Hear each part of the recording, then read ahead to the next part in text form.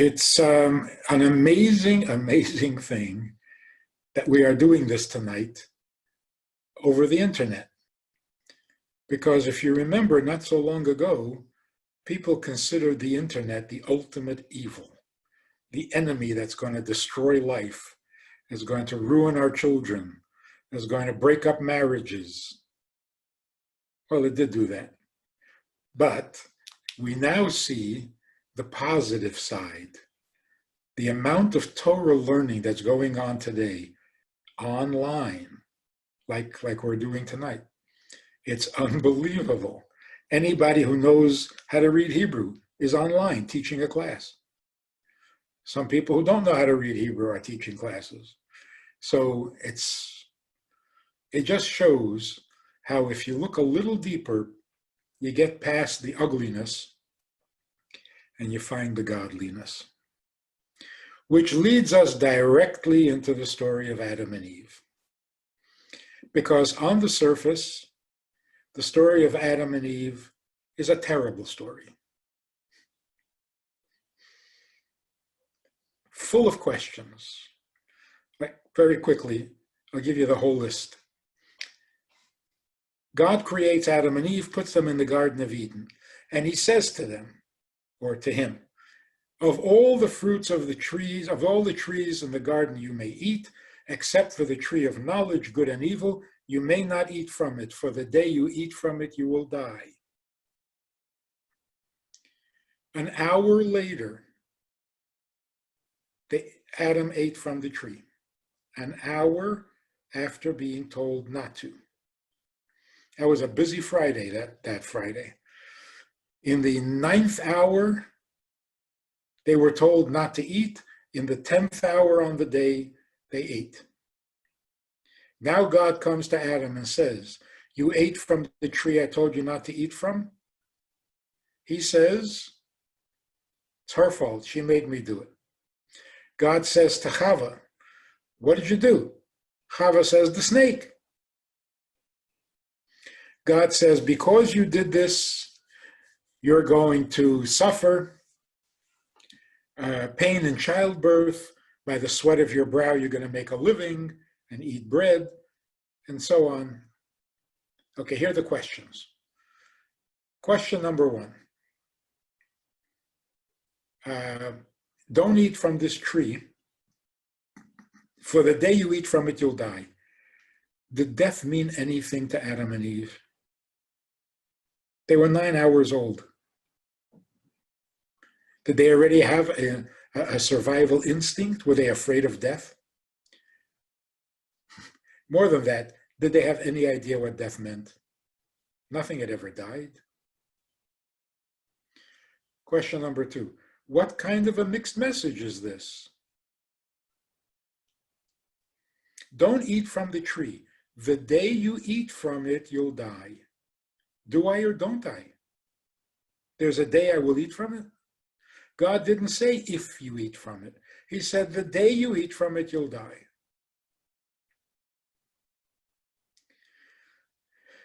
After they eat from it, which is absolutely shocking and surprising, how could Adam do that? If God spoke to you face to face, up close and personal, and told you not to do something, would you not at least wait till after the weekend? An hour later? This is not believable. Particularly since Adam did not have a Yetzer Hara. He didn't have an evil inclination until after he ate from the tree. So all the commentaries that say, see, that's what the Yetzer Hara does to you. Yeah, it would do that to me, but Adam didn't have a Yetzer Hara. And also, how can God be so ineffective? He made no impression that Adam could ignore him an hour later. It's not like Adam could be confused as to who God was talking to. Imagine Adam saying, talking to me? Yeah, you're the only one. So how is that even possible? But then God comes and says, you ate from the tree I told you not to eat from. He blames her. This is not believable. Corruption so quickly, so early, doesn't make sense. Then God says, because you did this, you're going to suffer. That's really not fair. You cannot add more punishment after the fact. There was no warning of suffering. The deal was you eat from it, you die. Now God says, oh, you're not just going to die. Before you die, until you die, you're going to suffer. Not right. And the main question is, why tell the story? What are you telling me? You're telling me that a person who had no Yetzer Hara, no bad friends, didn't grow up in a bad neighborhood, wasn't traumatized during toilet training by his mother, and was given one commandment. He lasted an hour. So I have a Yetzer Hara. I have bad friends. I grew up in a bad neighborhood. I was traumatized during toilet training. And I have 612 commandments. It's like, good luck. You haven't got a chance. It's a terrible story. And to start the Torah with that story? Why? Hide it someplace in the back. Okay, now look at what happens when we look with Hasidic eyes, with positive eyes. Same story, no details left out. Here's what happened. Adam and Eve are two souls in heaven, and they are told that they're going to go down to the lowest world to fix it. They're not thrilled at the idea, but if that's what God wants, that's what happens. So now they open their eyes. They're in the Garden of Eden, and God says, of all the trees you may eat, but the tree of knowledge you may not eat. So now imagine Adam and Eve are sitting there on a log, and they're having this conversation. They're a little bit confused because all the trees are kosher. They don't need fixing. There's one tree that's not kosher that needs to be fixed, and God says, don't eat from it. So they were wondering, what happened to our job? Where is our mission? We're supposed to fix the world. Fix what? Adam particularly was puzzled. Chava said,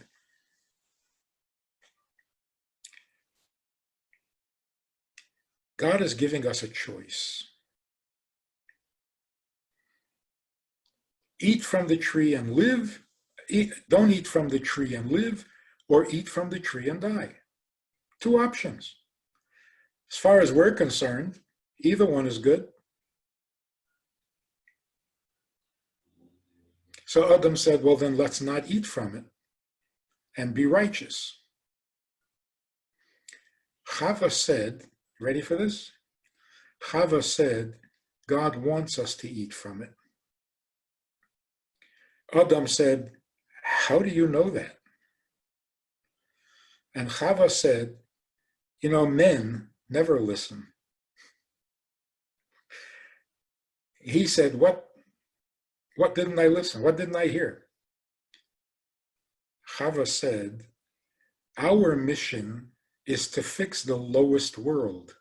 We're not in the lowest world. When God said, eat from the tree and die, he's telling us there's a lower world, a world of mortality. We're living in a world of immortality. Here we have no job. Our job is waiting for us in the lowest world. So he wants us to eat from the tree and go down to the lowest world, and there we have our mission waiting for us.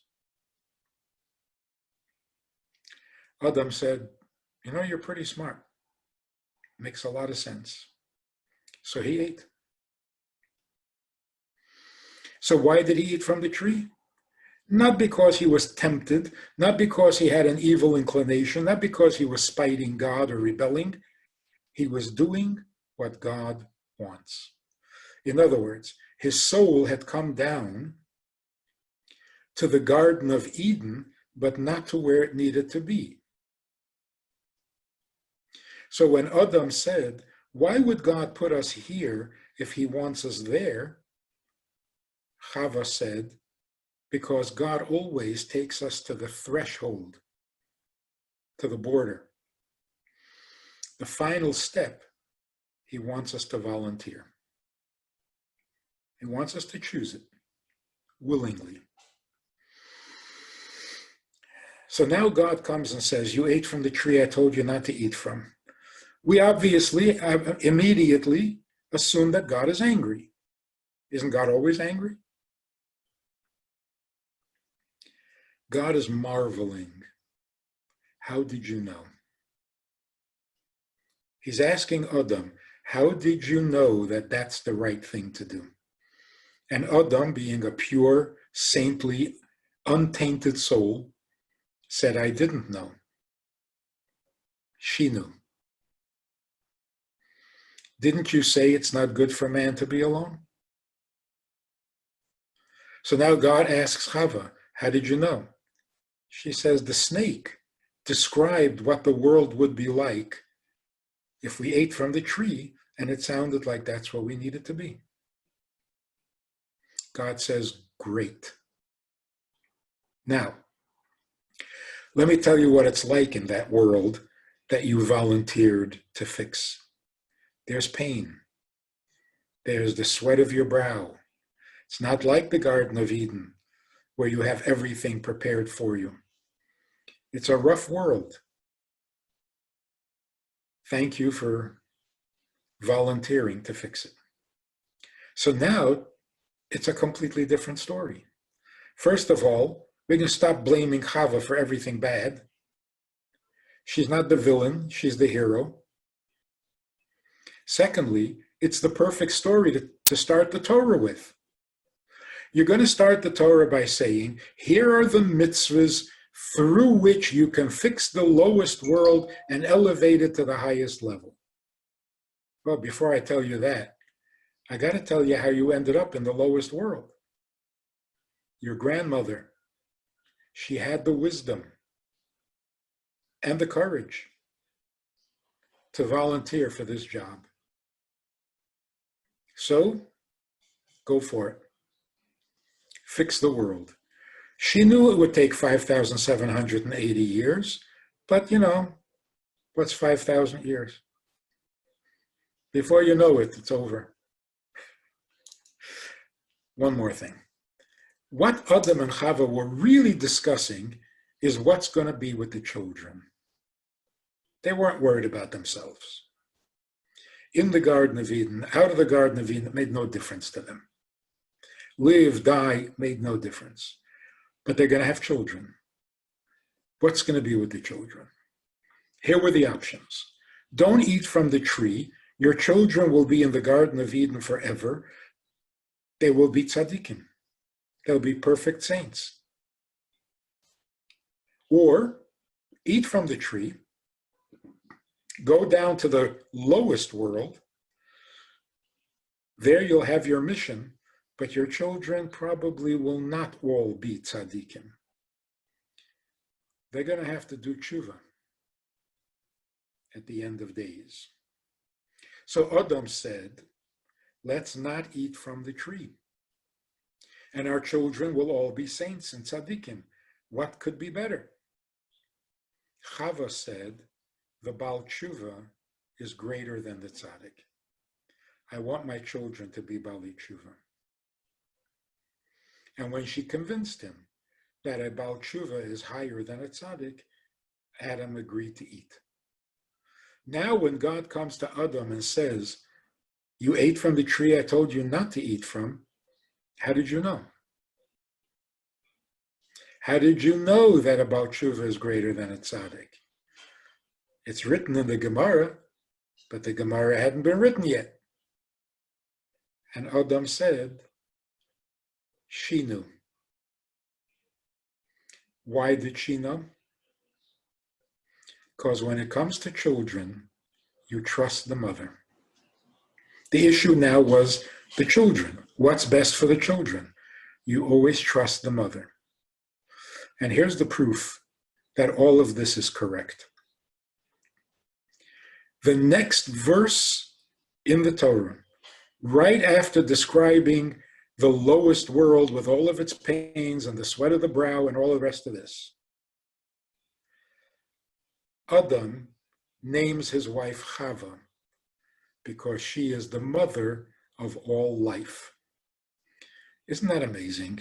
How did we miss it all these years? She just brought death into the world according to the traditional understanding. She's the mother of all death. He goes and names her life. So obviously, we're missing the main part of the story. What she did is she brought life to the world, not death. What does life mean? The ability to fulfill your purpose for which you exist. She's the mother of all life. Adam was proud of her. He was thrilled that she had guided him in the right direction.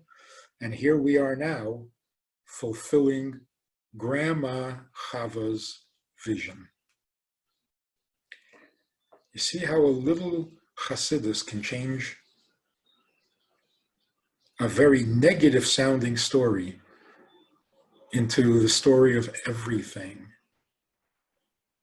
It's what we're all about. So when you start the Torah, you sit down with your child and you say, the first thing you need to know is Grandma was brilliant.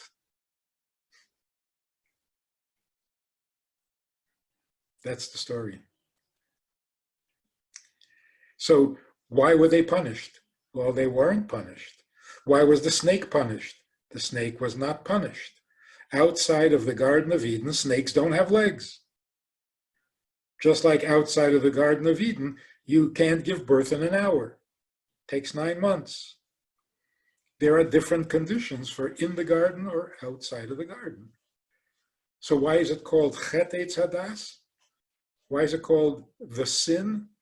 Chet doesn't mean sin. Chet means a step down. It was a giant step down.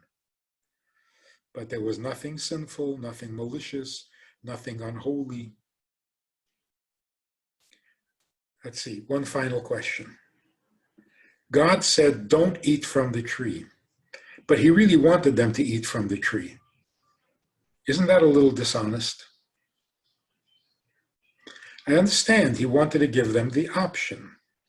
But he was saying, I don't want you to eat from the tree, when he really did want them to eat from the tree. So even if it was a setup, it can't be a dishonest one. So when God said don't eat, he must have meant it. But then he really wanted them to eat. So what's going on? Both things are true. And this is also very important. God doesn't want us to eat from the tree. And he doesn't want us to die. And he doesn't want the soul to leave heaven and go down to earth. And he doesn't want to create a Yetzer Hara. And he doesn't want to create exile. And he doesn't want to create sin. He doesn't want. But for this relationship of ours to be complete, infinite, and forever, some things are necessary that are not very appealing. So God says, I don't want you to eat from the tree. But I hope you do, because it's got to happen. I don't want to send you away from heaven down to earth. Rather have you close, but it's got to happen. So God himself is doing things that he does not like in order for the purpose of creation to be fulfilled. And so God has the right to ask us to do things we're not comfortable with. But for the sake of the purpose, for the sake of elevating the world to higher than heaven, you got to do some things you don't like. So God has invested a lot, has sacrificed, so to speak, in order for this to happen. The Gemara says, God regrets creating the Yetzer Hara every day. So why doesn't he stop? Well, not until the project is over. So the purpose sometimes is more important than your will. Now it makes sense that sometimes we do mitzvahs, we don't want to do it. Something in us resists, goes against our will, but we do it anyway because in order to gain, in order to rise, in order to achieve something infinite, you got to get past will. Past will is purpose. And then the final question, can everybody do this? God says, don't do the sin, but we can figure out that maybe he really wants us to. No, we can't do that because we have a Yetzer Hara. Only somebody as innocent as Adam and Eve can trust their insight and know what God means and what God wants. We can't do that because we know what we want, and that comes first in our instincts.